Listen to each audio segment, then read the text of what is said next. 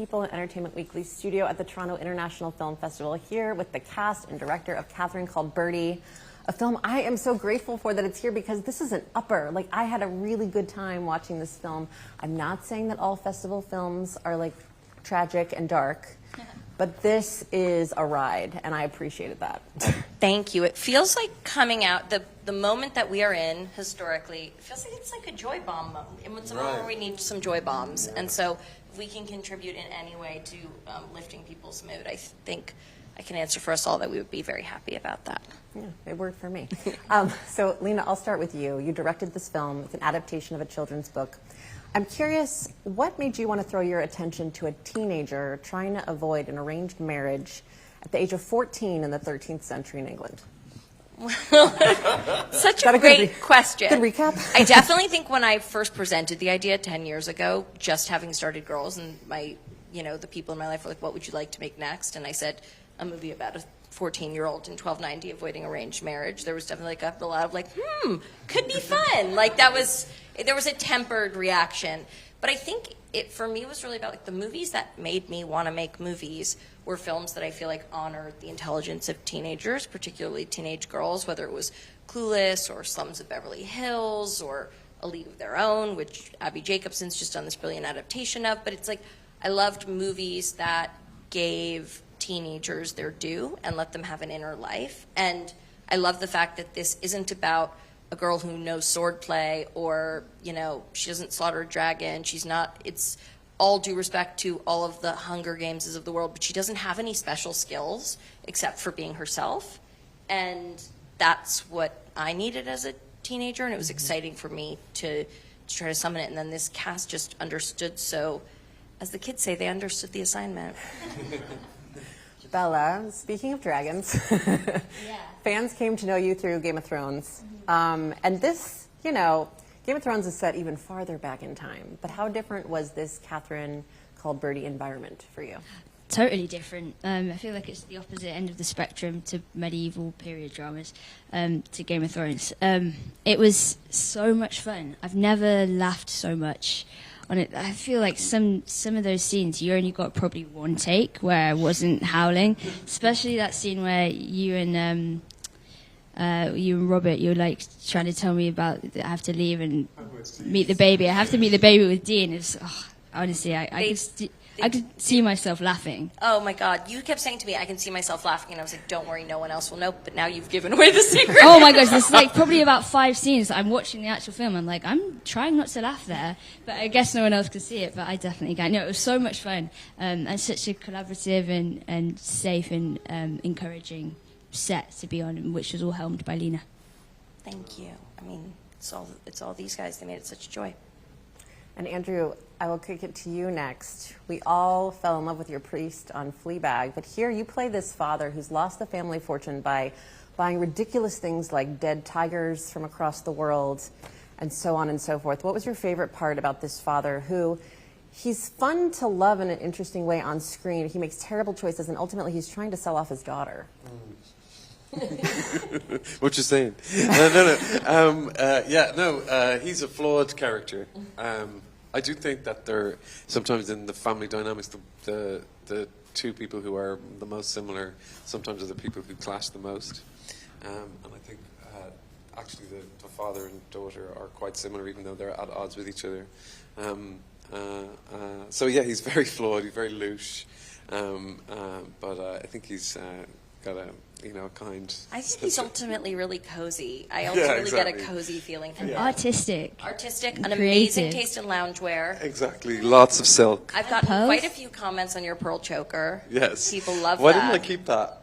I don't. That's a if question you'd that will asked, I remain would have with me. fought for you. I would have fought for you. Joe, your character comes back from the Crusades. It's not as glamorous, as Birdie makes it out to be. But I'm curious what you wanted people to get from your character, which I think, I hate to say it, but we had hot priest with Fleabag. I think we have hot uncle, vibes coming out of Catherine called Birdie. Oh no. Oh no. Yeah, he's interesting because, I feel like it's really relatable, that relationship that Birdie has to him. Everyone has, a a relative or a friend or someone who you idealize at that age, and they're kind of glittering and shiny and robust, but actually underneath they're just kind of messy and human. And I thought it was a really lovely exploration of that, and him having to let Birdie down and let them both down at the end of the day by saying, I'm not really that guy, just felt very relatable.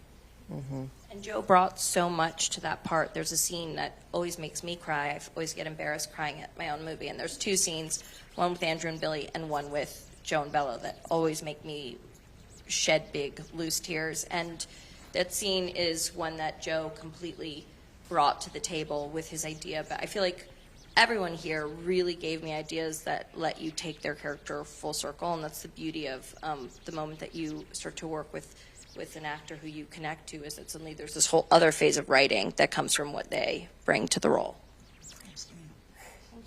Thank you, Joe.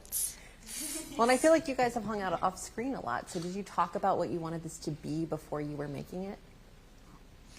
Yeah, well, we spoke, I guess so, because it had been around for, I mean, it had been around for you for ages, but you were like one of the... pre-pandemic, it was pre-pandemic, and then, was it 2018, 2019? 2018 is when I first, or early 2019 is when I first gave you the script before anyone. Yeah. And so we did talk about it just because you were able to give me notes at a really, really early stage. And you were at the first so, table but you're so, because some people don't like, you know, having that back and forth in conversation about notes, but like you're so open to it and wanting it and hungry for that and receptive of it, and that's really rare and special. Thank you. I was just like, if you'll do the movie, you can change anything. If you want to have aliens come, I don't really care.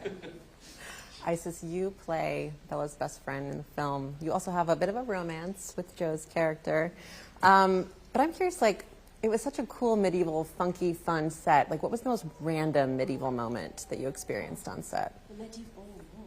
I mean, I loved playing the flute with Bella. Bella playing the flute through her nose for lots of it. That was just, I mean, everything with you is so much fun. And you guys took a recorder. You guys took a flute lesson, didn't you? We did. Well, sort of. You did? Did you like have COVID or I something? think I had COVID possibly, and then you had your had to, like- lesson, and I just sort of turned up not knowing the thing. You helped me. You did We so got well. through it. We got through it. There's this thing in the movie where they take lady lessons, and so they had to take lessons in order to be able to do the things they do in lady lessons. So Bella had a brief introduction to spinning yarn. There was a flute introduction. You had to do some stitches of embroidery. I mean, you know, you avoided like churning butter or cleaning I out a think I would privy. have quite liked churning butter. I think that might have been my favorite one. That's if we our could do next. that. Next time. And Lena, you live in London now. I do part-time, but yes, my husband I met an English person during the process of this and married him. So I'm curious how has your sensibility of British culture or language informed your work, or perhaps a film like this? Well, I was always a pretty big Anglophile as a child. Like the books that I loved, the films that I loved. I was so annoying that after I read A Little Princess by Frances Hodgson Burnett, I started calling my dad Papa and walking around being like, okay, Papa. And everyone was like, what the is going on? So, and I've always felt very at home in the British humor world. It's funny because people have such an impression of English people as being in some way like more staid or stuffy, but there's our favorite word, naughtiness, to the humor of the English people. And it's all very, like, it's a lot about wordplay, which is where I naturally like to live. So I felt pretty comfortable. I mean, the confusion between pants, which means underwear in America, underwear in England, and trousers in America. The pants. Do you feel the same way? Because if I'm like, where are my, I'm gonna wear some just pants and a t-shirt. My husband goes, excuse me? How outrageous. And I like, what? And then the idea of trousers, calling your pants trousers. You said to me the other day that you were wearing some trousers, and I was like, you need to speak like that. Why are you doing this? For me, it's jumper. I always mess that one up. Jumper. Joe, is there something conversely in the American sphere of things that trips you up? Like with language? I feel like there are some American things I say which I'm annoyed that I say. Like what? Like I'll say, With your microphone. I'll say sidewalk sometimes now instead of pavement. That's wild. Chasing sidewalks. What are the other ones? Trash. No, I hold on to my I said motorway the other day, and a friend of mine was What'd you like, say? this Oh, is highway. unacceptable. Like, I was like, I'm so sorry I was late calling you. There was so much traffic on the motorway. And she was like, excuse, who do you think are Madonna? I say garbage. Yeah, we say garbage. Do you say reached out What's the now? other version of garbage? What's Rubbish. Rubbish. Yeah. I know, my husband has started saying yard, and it's really freaking him out. Quite good is another one. Quite good? When we say something is quite good, it means it's like it's not that good. When you say quite good, it means it's kind of pretty good. Well, I feel like the introduction of the word quite into my vocabulary has been exclusively because of you guys. Yeah. And anytime I say, like, I think it's a quite, I hear myself and I go, again, I feel like I'm in a 4th grade school play. Who do you think you are? We'll say, you okay? Or you're right? You doing all right? Yeah. And Americans are like, yeah.